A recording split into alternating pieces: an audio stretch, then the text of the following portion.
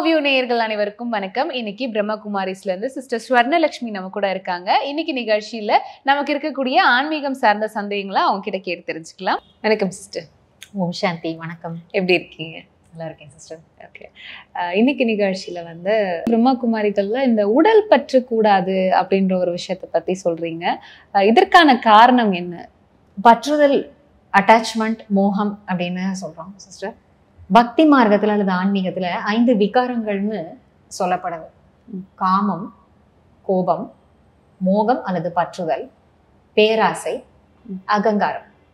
இது 5 பூதம் போல. அதாவது இந்த கெட்டது அரக்க குணங்கள்னு சொல்றோம் அல்லது தீய குணங்கள் சொல்றோம். இது நம்முடைய நிஜமான குணமே கிடையாது. இந்த 5மே நமக்கு காமம் அப்படின்னாலும் கோபம் அப்படின்னாலும் நமக்கு அதை பத்தி தெரிகிறது. இது இது இது நம்முடைய பாதகங்கள் என்னன்னு. அதே மாதிரிதான் பற்றுதல் என்பதும் கூட. நீங்க உடலினுடைய பற்று அப்படின்னு சொல்லி கேட்குறீங்க. அதாவது உடல் மற்றும் உடல் சார்ந்த பொருட்கள், உறவுகள் எல்லாத்து மேலேயும் ஒரு பொருள் இருக்கு வச்சுக்கோங்களேன். நீங்க சின்ன வயசுல இருந்து அந்த பொருளை பயன்படுத்திட்டு வந்துட்டு இருக்கீங்க. அது உங்க அம்மா அப்பா அன்பா உங்களுக்கு ஒரு பர்த்டே அன்னைக்கு பரிசா கொடுத்த பொருள். அதை இன்னைக்கு வரைக்கும் நீங்க பத்திரமா வச்சிருக்கீங்க. அது பழசாயிடுச்சு. ஆனா ஒரு பற்றுதல் தான். அவங்க கொடுத்துருக்காங்க இல்லையா, பிரியமானவங்க கொடுத்துருக்காங்க இல்லையா, நீங்க ரொம்ப அதை பத்திரமா வச்சிருக்கீங்க. அதை இன்னும் நீங்க தூக்கி போடல. அது போல இந்த உடல் மேல நமக்கு இருக்கக்கூடிய முதல் பற்றுதல் நமக்கு இந்த உடல் மேலதான் இருக்கு. ஆனா உண்மையில நாம எல்லாம் உடல்கள் இல்லை. உடல்களுக்கு அப்பால் உயிர்கள், ஆத்மாக்கள்னு அழைக்கப்படுறோம். இந்த உடல் நம்முடைய காஸ்டியூம், நம்முடைய ட்ரெஸ்ஸுன்னு வச்சுக்கலாம். அல்லது நான் ஒரு டிரைவர் அப்படின்னா இது என்னுடைய வாகனம், வண்டின்னு வச்சுக்கலாம். கண்டிப்பா ஒரு டிரைவர் தன்னுடைய வண்டியை எப்படி மெயின்டைன் பண்ணுவாரு நமக்கு தெரியும். மெயின்டைன் பண்ணி தானே ஆகணும். மெயின்டைன் பண்ணணும். ஆனா கொஞ்சம் டிட்டாச்சாகவும் இருக்கணும். மெயின்டைன் பண்ணி தான் ஆகணும். உங்க வண்டிக்கு நீங்க பெட்ரோல் போட்டு தான் ஆகணும். அப்ப நான் என்னுடைய உடலுக்கு தேவையான சாப்பாடு கொடுத்துதான் ஆகணும். அதற்கு தேவையான வைத்தியத்தை பார்த்துதான் ஆகணும். மருந்து மாத்திரைகளை உட்கொண்டாகணும். அதற்கு தேவையான நல்ல அலங்காரத்தை, அதாவது ட்ரெஸ்ஸிங், இதை உடை, இதெல்லாம் நான் கரெக்டாக செய்துக்கணும். இதெல்லாம் இருக்கு. பட் நான் அப்படின்னு சொன்னதும் உண்மையில நான் இந்த வண்டியையே நானா நினைச்சுக்கிறேன். இது என்னுடைய வாகனம் தான். நான் விருப்பப்பட்டா இதை ஓரத்துல நிறுத்தி வச்சுட்டு ஒரு பார்க்ல போய் உட்கார்ந்து கொஞ்ச நேரம் அந்த பார்க், அந்த பூங்காவினுடைய அழகை ரசிச்சுட்டு வரலாம். விருப்பப்பட்டா இந்த வாகனத்தை எடுத்துட்டு நான் ஓட்டிட்டு போயிட்டு இருக்கலாம். அந்த மாதிரி தான் இந்த உடல். இது நான் இல்லவே இல்லை. இதன் மேல இருக்கக்கூடிய பற்று நான், எனது அப்படின்றத நம்ம கொண்டு வர நமக்குள்ள அது ஒரு பாரமான உணர்வை உருவாக்கும். அதாவது எந்த இடத்துல பற்றுதல் என்பது இருக்குமோ, எது மேல இருந்தாலும் சரி, அது பொருட்கள் மேல இருந்தாலும் உறவுகள் மேல இருந்தாலும், குறிப்பிட்ட சில டியூட்டிஸ், அதாவது இந்த வேலை, இப்ப இந்த வேலையை நான் பண்ணினாதான் எனக்கு பிடிக்கும். அது மாதிரி எந்த ஒரு விஷயத்தின் மேல இது எனது அப்படின்னு கொண்டு வருவோமோ, அது உடலாக இருந்தாலும், பணிகள், வேலைகளாக இருந்தாலும், பொருட்களாக இருந்தாலும், மனிதர்களாக இருந்தாலும், அது நம்மை ஒழுங்கான முறையில, முழுமையான முறையில வேலை பார்க்க விடாது உண்மையில. ஸோ பற்றுதல் அப்படின்றது ஒரு விதத்துல நமக்கு அந்த உடல் மேல பயத்தை உருவாக்கும். இன்னொன்னு பாரத்தையும் உருவாக்கும். என் உடம்புக்கு ஏதாவது வந்துட்டதுன்னா, என் ஹார்ட்டுக்கு ஏதாவது ஆகிடுச்சுன்னா, என்னுடைய கல்லீரலுக்கு அல்லது என்னுடைய சிறுநீரகங்களுக்கு ஏதாவது பாதிப்பு ஏற்பட்டதுன்னா, அப்படி பண்றதுக்கு பதிலா நான் அதுக்கு தேவையான உடற்பயிற்சியோ, தேவையான என்னுடைய உணவு பழக்கத்தை மாத்திக்கிறதோ அந்த மாதிரி செஞ்சுக்கலாம் இல்லையா? ஸோ எந்த இடத்துல எதன் மேல நமக்கு பற்றுதல் இருக்கோ, அது உடலா இருந்தாலும், உறவுகளாக இருந்தாலும், பொருட்களாக, உடைமைகளாக இருந்தாலும் சரி, அல்லது நம்ம செய்யக்கூடிய வேலைகளாக இருந்தாலும், என்னுடையது அப்படின்னு அதை நினைக்கிறதுக்கு பதிலா நான் ஒரு பொறுப்பாளராக இதை கையாண்டுகிட்டு இருக்கேன். தேவையானதை செய்வோம். பட் அந்த பற்றுதல் என்பது ஒரு வலை, மோக வலை அப்படின்னு சொல்லப்படுது. இன்னொன்னு மோகம் என்பது முள் அப்படின்னு சொல்லப்படுது. ஸோ பற்றுதல் முள் போல குத்தக்கூடியது, நமக்கு நாமே அது துன்பத்தை கொடுக்கக்கூடியது. இன்னொன்று அது வலை. அந்த வலைக்குள்ள நம்ம, சிலந்தி வலைக்குள்ள நம்ம சிக்கிக்க கூடாது. அதை கேர்ஃபுல்லா நம்ம ஹேண்டில் பண்ணணும். தேவையானது செய்யணும். பட் பற்றுதலா ஆகாம பார்த்துக்கணும். ஆன்மீக அன்பு கொடுக்கணும். ஸோ இப்போ நம்ம ஒரு க்ளோஸ் சர்க்கிளில் இருக்கோம், ஒரு ஃபேமிலி லைஃப்பில் நம்ம இருக்கோம், இல்லை நம்ம ஒரு ஃப்ரெண்ட்ஸோடய நம்ம இருக்கோம், இல்லை ஒரு ப்ரொஃபஷனலாக ஒரு ஆஃபீஸில் நம்ம ஒர்க் பண்ணுறோம். அப்படி இருக்கும்போது இப்போ நிறைய பேரால் ஒரு ரிஜெக்ஷன் அப்படிங்கிறத வந்து ஏற்றுக்க முடியல, தாங்கிக்க முடியல. ஒரு ரிலேஷன்ஷிப்னா அவங்க பேசலைனாலோ இல்லை சண்டை போட்டாங்க அப்படின்னாலோ அதை நம்மளால ஏற்றுக்க முடியல. ஒரு ஆஃபீஸில் க்ளோஸாக இருந்த ஃப்ரெண்டு நம்ம கூட வந்து ஒரு நாள் பேசலை சரியா முகம் கொடுத்து அப்படின்னா அதை நம்மளால ஏற்றுக்க முடியல. இந்த மாதிரியான விஷயங்களை மனம் ஏற்க மறுக்கிறதுக்கான காரணம் என்ன? நாம பொதுவாகவே வந்து மனித ஆத்மாக்கள் எல்லாருமே வந்து அன்புக்காக ஏங்குறவங்க தான். அன்புங்கிறது மிகப்பெரிய ஒரு சக்தி, ரொம்ப அபாரமான சக்தி, அற்புதமான சக்தி. மனித ஆத்மாக்கள்னு மட்டும் இல்லை, நாம வந்து எந்த விலங்குகளை வைல்ட் அனிமல்ஸ், காட்டு விலங்குகள் அப்படின்னு நம்ம சொல்லி அதை பயங்கரமான விலங்குகள் நினைச்சிட்டு இருக்கோமோ, சிங்கம், புலி, சிறுத்தை இது போன்ற அதாவது கொடிய விலங்குகள் நாம நினைக்கக்கூடிய அந்த மிருகங்கள் கூட நாம வந்து அன்பு காட்டினோம்னா அந்த அன்புக்கு வந்து சின்ன குழந்தை போல அப்படி அடிபணிஞ்சு அந்த அன்புக்கு அடிபணிஞ்சு வரதை நம்ம வந்து பார்க்குறோம். இது வந்து ப்ராக்டிக்கலான விஷயம், நடைமுறையில நம்ம பார்க்கலாம் இந்த விஷயத்த. அப்படி இருக்கும் பொழுது நாம ஆஃப்டர் ஆல் மனிதர்கள், நம்ம அன்பு வேணும்னு நினைக்கிறவங்க. யாருமே வந்து எந்த மனுஷனும் அன்பு வேண்டான்னு வந்து சொல்லவே மாட்டாங்க. அப்படி இருக்கும் பொழுது நமக்கு அது ஒரு உறுத்தலா, ஒரு கஷ்டமா தெரியுது. இப்போ நீங்க சொன்னது போல நமக்கு வேண்டப்பட்டவங்க யார் மேல நம்ம அன்பு நல்லா வச்சிருக்கோமோ, நாம வந்து யாரை ரொம்ப நேசிக்கிறோமோ அவங்க நம்ம வந்து புறக்கணிக்கிறாங்க அப்படின்ற மாதிரி நம்ம மனசுக்குள்ள சில சமயம் அவங்க நம்மளுடைய எதிர்பார்ப்புக்கு மாறாக நடந்துக்கிட்டாங்க அப்படின்னா அவங்களுடைய தரப்புல இருந்து வேற விதமாக கூட இருக்கலாம். என்னுடைய தரப்புல இருந்து இந்த சிச்சுவேஷனை நான் எப்படி கையாளணும் அப்படின்னா, ஒரு சில நல்ல விஷயங்களை நம்ம எடுத்து பண்ணலாம். அதாவது நம்ம மனமுடைந்து போகிறத முதல்ல வந்துட்டு ஸ்டாப் பண்ணிடணும். நாம இதுக்காக மனமுடைந்து போக வேண்டாம், கவலைப்படவும் வேண்டாம். என்னுடைய மகிழ்ச்சியானது மற்றவர்களை சார்ந்து வந்து இருக்கக்கூடாது. அதுல நான் முதல்ல வந்து தெளிவாகிடணும். அவன் பேசினாலும் சரி பேசாட்டி போனாலும் சரி என்னுடைய நிலையிலேருந்து நான் வந்து மாறாம இருக்கணும். அதாவது நான் அது என்ன காரணம்னு தெரிஞ்சுக்க முற்படலாம்.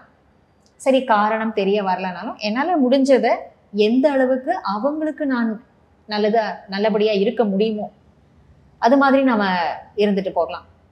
2-3 நாள் கழிச்சு அவங்களே சரியாகிட்டு மீண்டும் நம்ம கிட்ட வரதுக்கு வாய்ப்பு இருக்கு. அது 2-3 நாட்களாகவும் ஆகலாம், சில சமயம் 2 வாரங்களா கூட ஆகலாம். அந்த டைம் நாம அக்செப்ட் பண்ணிக்கணும், அவசரப்படக்கூடாது. ஏனென்றால் எல்லாருக்குமே எல்லா சமயத்திலையுமே எல்லா விஷயத்தையும் மற்றவர்களோட பகிர்ந்துக்க முடியும்னு சொல்ல முடியாது. ஒரு சில விஷயங்களை அவங்க நம்ம கிட்ட பகிர்ந்துக்கிட்டு ஃப்ரீயா வந்து சொல்லிடுவாங்க, இதுதான் என்னோட பிரச்சனை, அதனால வந்து எனக்கு இப்படி இருக்கு அப்படின்னு சொல்லலாம். ஒரு சில விஷயங்களை அவங்களால சொல்ல முடியாம இருக்கும். அப்ப மனதார நாம என்ன பண்ணணும்னா, அந்த கூட இருக்கக்கூட அந்த நண்பர்களுக்கு, அந்த உறவுகளுக்கு யார்கிட்ட இருந்து அந்த புறக்கணிப்பை நாம ஃபீல் பண்றோமோ, உணர்றோமோ, அவர்களுக்கு மனதார நம்ம நல்ல எண்ணங்களையும் வாழ்த்துக்களையும் தான் நம்ம உருவாக்கணும். நம்ம தப்பி தவறி வந்து வெறுப்பு காமிச்சிடக்கூடாது. அவங்க தான் வந்து என்கிட்ட 2 நாளா பேசலையே, நான் மட்டும் எதுக்கு பேசணும், அந்த மாதிரி நம்ம சின்ன குழந்தைங்க மாதிரி நம்ம பண்ணக்கூடாது. ஏதோ ஒரு காரணம் இருக்கும், அது அவங்களுடைய மனநிலை சரியில்லை, அல்லது அவங்களுக்கு சூழ்நிலையே சரியில்லை, வீட்டுல சூழ்நிலை சரியில்லாம இருக்கலாம், அல்லது அவங்களுக்கு மேனேஜர் அல்லது மேலிடத்துல இருக்கக்கூடிய அதிகாரிகள் வேற ஏதாவது சொல்லி இருக்கலாம், அதை உங்ககிட்ட வந்து ஃப்ரீயா அவங்களால சொல்ல முடியல, அப்படி கூட ஏதாவது ஒரு டென்ஷன் இருக்கலாம். எதாவது வேணா இருந்துட்டு போட்டோம். பட் என்னுடைய தரப்புல இருந்து நான் வந்து மாறாம இருக்கிறது முதல் விஷயம். 2வது விஷயம், இப்ப அவங்க பேசலன்றதுனால நான் என் மகிழ்ச்சியை வந்து நான் வந்து இழக்கக்கூடாது. எனக்கு நான் அந்த புரிதலை கொடுத்துக்கணும். நான் கொடுக்கின்ற நிலையில இருக்கும்பொழுது என் மகிழ்ச்சியை இழக்க மாட்டேன். நான் பெறுகின்றேன் அப்படின்னு வரும்பொழுது, எதிர்பார்ப்புகளுக்கு நான் உட்படும் பொழுது என் எதிர்பார்ப்பு இப்படி இருக்கு, அவங்க அதை பூர்த்தி செய்யல, என்ன அவங்க புரிஞ்சிக்கல, என் மேல அவங்க அன்பு காட்டல, என்ன அவங்க புறக்கணிக்கிறாங்க, ஏன் என்ன அவங்க நிராகரிக்கிறாங்கன்னு எனக்கு தெரிய மாட்டேங்குது, நான் இவ்வளவு கஷ்டப்படுறேன்னு அவங்களுக்கு தெரிய மாட்டேங்குது. அதாவது இட் பிகம்ஸ் அ ஹர்ட். அதை வந்து நான் ஊன் பண்ணிக்கிறேன், ஹர்ட் பண்ணிக்கிறேன். அப்போ எவ்வளவு நாள் நீங்க உங்களே ஹர்ட் பண்ணிக்க போறீங்க? ஏன்னா அவங்க வேற ஒரு பிரச்சனையில மாட்டிக்கிட்டு இருக்காங்க. அந்த குறிப்பிட்ட பிரச்சனையின் காரணத்தினால இப்ப உங்ககிட்ட மட்டும் இல்ல, அவங்களால வேற யார்கிட்டயுமே ஃப்ரீயா பழக முடியல. அது அவங்களுடைய குடும்ப பிரச்சனையா இருக்கலாம், சொந்த பிரச்சனையா இருக்கலாம், அது என்ன நமக்கு தெரியாது. அதாவது அவங்களுடைய சரீரத்திலேயே உடல் நலத்திலேயே எதனா ஒரு பாதிப்பு இருக்கலாம். அந்த வருத்தம் அவங்கள போட்டு வாட்டிக்கிட்டு இருக்கு, அப்படி கூட இருக்கலாம். ஸோ அதை அவங்களால வந்து வெளியில சொல்ல முடியல. அப்போ முன்ன போல அவங்களால ஃப்ரீயா பழக முடியல.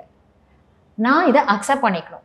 முதல்ல அக்செப்ட் பண்ணிட்டு மனதார அவங்களுக்காக ப்ரே பண்ண முடியுமா, அல்லது தியானம் என்ன நான் பண்றேனோ அதை நான் செய்யலாம். அன்பு கொடுக்கலாம், அட்லீஸ்ட் ஒரு ஸ்மைல் பண்ணலாம். அவங்க கதை பேசுறதுக்கு இப்போ தயாரா இல்லைன்னா that is not a problem, ஒன்றும் பிரச்சனை இல்லை. அட்லீஸ்ட் நீங்க ஒரு புன்னகை நீங்க அவங்களுக்கு கொடுங்க. அவங்க பார்த்து புன்னகையோட ஒரு 2 வார்த்தை இனிமையா அன்பா பேசுங்க. அதுக்கு மேல அவங்க தொடர்ந்து பேசுறாங்களா என்னன்றத அப்புறமா விட்டு கொடுத்து பாருங்க. அவசரப்படாதீங்க. உங்களுடைய தரப்புல இருந்து அவசரப்பட்டா வேலைக்கு உதவாது. சில சமயம் காரியம் கெட்டுடும். ஒரு ரிலேஷன்ஷிப் ஏது வந்து முறியடிக்கக்கூடியதாக ஆகிடும். இதுல கொஞ்சம் நம்ம கவனமா தான் இருக்கணும். ஆனா நாம வருத்திக்க கூடாது, அதுல பாத்துக்கணும். பொதுவாவே வந்து அடுத்தவங்க என்ன நினைப்பாங்களோ அப்படின்னு நினைச்சு நம்ம லைஃப்ல நிறைய விஷயங்கள் பண்றது கிடையாது. இதனால நம்ம லைஃப்ல நிறைய விஷயங்களை வந்து பண்ண முடியாமே போயிடுது கடைசி வரைக்கும். இதை நம்ம எப்படி பார்க்கலாம், இல்லை இதை எப்படி ஹேண்டில் பண்ணலாம்? சின்ன வயசுல இருந்தே நம்ம அடுத்தவங்க என்ன நினைப்பாங்க, மற்றவங்க நம்மளை பத்தி என்ன நினைப்பாங்க அப்படின்றது, இதுல சாதகங்களும் இருக்கு, பாதகமும் இருக்கு. ஒரு மனுஷன் வந்து உண்மையா வந்து தவறு செய்யறதுக்கு தான் அஞ்சணும். இப்ப நம்ம தப்பு பண்ணிட்டோம்னா, ஸ்கூல்ல ஒரு குழந்தை வந்து லேட்டா போகிறாங்கன்னு வச்சுக்கோங்களேன், ஒரு ஸ்டூடெண்ட் மாணவர் ஸ்கூலுக்கு லேட்டா போறாருன்னா என்ன பண்றாங்க, எப்பவுமே சீக்கிரமா போறவர், சரியா போறவர் ஒரு நாள் லேட்டா போயிட்டாரு, ஒரு நாள் லேட்டா போயிட்டா கூட ஒரு பீரியட் வரைக்கும் வெளியே நிக்க வச்சிடுறாங்க, இல்லை வெளியே உட்காத்தி வச்சிடுறாங்க. அப்ப அந்த மாணவருக்கு அது வந்து ஒரு அவமானமாக இருக்கு. மற்றவங்க என்னை பத்தி என்ன நினைப்பாங்களோ அப்படின்றது, அது அந்த இடத்தை பொறுத்த வரைக்கும் அது ஒரு கிட்டத்தட்ட அது சரியான உணர்வு தான். அதாவது என்ன நினைப்பாங்க தெரியாம வந்துட்டோம், சரி இன்னைக்கு ஒரு நாள் அது போல ஆகிடுச்சு, இனிமேல அது மாதிரி செய்யக்கூடாது என்ற பாடத்தை அவங்களுக்கு அது வந்து உணர்த்தும். இதையே நம்ம வந்துட்டு குடும்ப வாழ்க்கை அப்படின்னு சொல்லி பார்த்தோம். அவங்க என்ன நினைப்பாங்க, இவங்க என்ன நினைப்பாங்க, பக்கத்து வீட்டில் இருக்கிறவங்க என்ன நினைப்பாங்க, எதிர் வீட்டில் இருக்கிறவங்க என்ன நினைப்பாங்க, ஃப்ளாட்ல நாங்கள் இருக்கக்கூடிய காலனியில் வந்து இத்தனை ஃப்ளாட்ஸ் இருக்கு, இத்தனை ஃபேமிலிஸ், இத்தனை பேர் வந்துட்டு இருக்கிறோம், ஒரு 36 ஃபேமிலிஸ் இருக்கிறோம் எங்க ஃப்ளாட்ல. அப்ப நான் இது மாதிரி பண்ணினேன்னா மற்றவங்க நீங்க வந்துட்டு அதாவது ஒரு குறிப்பிட்ட உடற்பயிற்சி பண்ணணும்னா அதுக்கேற்ற மாதிரி ஒரு ட்ரெஸ் போட்டுட்டு நீங்க வந்து இதை பண்ணிட்டு இருக்கீங்க. உங்களுடைய வீட்டினுடைய ஒரு மொட்டை மாடியில அல்லது ஒரு இடத்துல நீங்க ப்ராக்டிஸ் பண்ணிட்டு இருக்கீங்க. நீங்க 1 மணி நேரம் நீங்க வந்து பண்றீங்க, ஏன்னா அது வந்து உங்களுக்கு தேவையா இருக்கு. அந்த 1 மணி நேரத்தினுடைய ஒரு உடற்பயிற்சி மற்றும் நடைப்பயிற்சி, நீங்க அதுக்கு கொடுக்க வேண்டிய கவனம் உங்களுக்கு நாள் முழுக்க உதவிகரமா இருக்கு. உங்களுடைய உடலை பராமரிக்கிறதுக்கும் சரி, உங்களுடைய மனசை பராமரிக்கிறதுக்கும் சரி, உங்களுடைய நாளினுடைய ருட்டீன்ஸை வந்து சரி பண்றதுக்கும். அப்ப நான் இந்த ட்ரெஸ்ஸை போட்டுட்டு பண்றேன், நான் இது மாதிரி பண்றேன் அப்படி இல்லை நம்ம மற்றவங்களுக்கு பயப்படணும் அல்லது அது மாதிரி நினைக்கணும்னு அவசியம். நாம என்ன தப்பா பண்றோம் இல்லையே, மிஞ்சி போனா ஒரு உடற்பயிற்சி பண்றோம், அதை எப்படி ஹேண்டில் பண்ணணுமோ, எப்படி சமாளிச்சு அந்த நேரத்தை வந்து எப்படி ஒதுக்கி எப்படி பண்ணணுமோ அதுக்கேற்றதான் நீங்க எல்லாமே செஞ்சுட்டு இருக்கீங்க. ஸோ அவங்க எப்படி நினைப்பாங்க, இவங்க எப்படி நினைப்பாங்கன்னு நம்ம பார்த்தோம்னா அது அது தேவையில்லாத ஒரு விஷயம். அது நம்ம வந்து இந்த இடத்துல அது வந்து பாதகமா இருக்கும், நம்மளுக்கு நெகட்டிவான ஒரு விஷயமாக இருக்கும். அப்ப மற்றவங்க நினைப்பாங்கன்றதை நான் நினைச்சுக்கிட்டேன்னா என்னுடைய உடலை என்னால வந்துட்டு சரிவர கவனிக்க முடியாம போயிடும், எனக்கு அது திருப்தியும் கொடுக்காது. இதை எப்படி ஓவர் கம் பண்ணுறது? இது எல்லாருக்குள்ளயும் இருக்கிற ஒரு விஷயம் தான். எல்லாரும் என்ன நினைப்பாங்களோ, நம்ம நினைக்கிற விஷயத்த பண்ண முடியல அப்படின்றது எல்லாருக்குள்ளயும் இருக்கும். ஆனா இது எப்படி ஓவர் கம் பண்றது அப்படிங்கிறது நிறைய பேருக்கு தெரியறது இல்லை. இது எப்படி ஓவர் கம் பண்ணலாம்? சின்ன விஷயத்துக்கும் நம்ம நினைக்கிறோம், பெரிய விஷயங்களுக்கும் எல்லாத்துக்குமே அவங்க என்ன நினைப்பாங்க, இவங்க என்ன நினைப்பாங்க, இது வந்து நம்ம மனசுக்குள்ள ஒரு பிரதானமான சிந்தனையாக இருக்குது. குடும்பத்துல இருக்கிறவங்களா இருந்தாலும் சரி, ஒரு அலுவலகத்துல வேலை பார்க்குறவங்களா இருந்தாலும், எந்த இடத்துக்கு போனாலும் அவங்க என்ன நினைப்பாங்க, உங்களுக்கு பிடிச்ச ட்ரெஸ் நீங்க வந்து போட்டுட்டு போறீங்க, அது இன்னொருத்தர் என்ன நினைப்பாங்கன்னு அப்படி யோசிக்க வேண்டிய அவசியம் இல்லை. உங்களுக்கு பிடித்தமான கிஃப்டை நீங்க வாங்கிட்டு போறீங்க, ஒரு ஃப்ரெண்டுடைய கல்யாணத்துக்கு போறீங்க, உங்களுக்கு அது வந்து பிடிச்சிருக்கு, அவளுக்கு அது பிடிக்கும்னு உங்களுக்கு தெரியும், ஏன்னா இதை போய் வாங்கி எடுத்துட்டு இருந்த அது உங்களுக்கு தெரியும் உங்க ஃப்ரெண்டோட மனநிலை என்னன்னுட்டு. அவங்களுக்கு அந்த கலர் பிடிக்கும், அவங்களுக்கு அந்த குறிப்பிட்ட விஷயம் பிடிக்கும்ன்றது உங்களுக்கு புரிஞ்சுக்கிட்டு நீங்க எடுத்துட்டு போறீங்க. அப்ப மற்றவங்களும் உங்க வீட்டில் என்ன இதை போய் கொண்டு போற, இதை போய் யாராவது கொடுப்பாங்களா அப்படி சொல்லலாம். எல்லாத்துக்குமே வந்து ஒரு ஒரு கிரிட்டிசிசம், ஒரு வர்ணனை ஏதாவது ஒண்ணு இருந்துகிட்டு தான் இருக்கும். ஆனா இதையே பார்த்துக்கிட்டு இருந்தோம்னா நாம வந்து எந்த வேலையுமே பண்ண முடியாது நல்லபடியா. நாம எல்லார் மேலேயும் வந்து நல்ல நம்ம மரியாதை வச்சிருக்கோம். ம். எல்லாரோட ஆரோக்கியமான ஒரு சுமூகமான உறவை வந்து நம்ம பாராட்ட தெரிஞ்சுக்கணும். ஆனா அதே சமயத்துல என்னைய பத்தி நான் தெரிஞ்சு வச்சிருக்கணும். என்னைய நான் முதல்ல புரிஞ்சு வச்சிருக்கணும். ம். என்னை நான் ஏத்துக்கணும். என்னுடைய விருப்பு வெறுப்புகள் என்பதற்கு நான் வந்து முக்கியத்துவம் கொடுக்கணும். அதாவது self acceptance, self love and care அப்படின்னு சொல்றோம் இல்லைங்களா? என்னால என் மேல எனக்கு அன்பு செலுத்த தெரியவில்லை என்றால் அப்ப என்னை வேற யார் அன்பு செலுத்துவாங்க? அப்ப அந்த சுய கௌரவத்துல அல்லது சுய உணர்வுல நாம இருக்கும் பொழுது அடுத்தவர்கள் என்ன நினைப்பார்களோன்னு நம்ம கவலைப்பட மாட்டோம். அந்த கவலையை மிஞ்சிடும். அந்த கவலையை மிஞ்சின ஒரு நல்ல உயர்ந்த நிலையில, உயர்வான நிலையில நாம வைத்திருப்போம். அப்ப வீண் எண்ணங்கள்ல இருந்து நாம சேஃப்கார்ட் பண்ணிக்க முடியும். இது ஒண்ணு. இன்னொன்று செல்ஃப் கான்ஃபிடன்ஸோட, நல்ல ஒரு தன்னம்பிக்கையோட எடுக்கிற காரியத்தை தைரியமாக இறைவன் நினைவோடையும் நம்ம செய்ய முடியும். அப்ப இறைவனுடைய நினைவு என்பதும் சுய நம்பிக்கை, தன்னம்பிக்கை என்பதையும் வந்து இதை வந்து வளர்க்கும். இது ரெண்டுமே இருக்கும் பொழுது நம்ம அடுத்தவர்கள் அப்படின்றதெல்லாம் நம்ம நினைக்க வேண்டிய அவசியமே இல்லை. அந்த பாயிண்ட் வரவே வராது உங்க மனசுக்குள்ள. ஏன்னா நான் ஒரு நல்லதை செய்கின்றேன், என் மனசுக்கு அது தெரியும், என் மனசாட்சிப்படி உண்மையாக நான் நடந்துக்கிறேன், இறைவன் என்னை கவனிக்கின்றார் என்பது எனக்கு தெரியும். அப்ப அந்த அளவுக்கு நம்ம மேல நமக்கு ஒரு உறுதி இருக்கும் பொழுது, ஒரு உண்மையான நிலைப்பாடு இருக்கும் பொழுது யாருக்காகவும் நம்ம வந்து அச்சப்படணும் அப்படின்னு அவசியம் இல்லை. அது நம்முடைய தன்னம்பிக்கையை வந்து வளர்க்கும். அது மட்டும் இல்லாம நம்ம கிட்ட இருந்து மற்றவர்களுக்கு நல்ல விஷயங்களை அது போக வைக்கும், சென்று சேர வைக்கும். நம்ம கிட்ட இருக்கக்கூடிய நல்ல விஷயங்களை, உள்ளார்ந்த விஷயங்களை வெளியில கொண்டு வர முடியும். அதை இன்னுமே டு தி பெஸ்ட் நம்ம பயன்படுத்த முடியும். தனக்காக மட்டும் அன்றி மற்றவர்களுக்காகவும், நம்மை சுற்றி இருக்கிற உலகத்துக்காகவும், நம்முடைய குடும்பத்துக்காக மட்டும்தான் இல்லை, எல்லாத்துக்காகவும் அப்படி பயன்படுத்த முடியும். ஸோ இன்னைக்கு நிகழ்ச்சியில எல்லாருக்கும் ரொம்ப தேவைப்படக்கூடிய ஒரு விஷயம், ஒரு பற்றுதல் இல்லாத வாழ்க்கை அண்ட் இந்த ரிஜெக்ஷன்ஸை நம்ம எப்படி ஹேண்டில் பண்றது, இதெல்லாம் பத்தி எங்களுக்காக ரொம்ப தெளிவான விளக்கம் கொடுத்தீங்க. ரொம்ப நன்றி. வணக்கம்.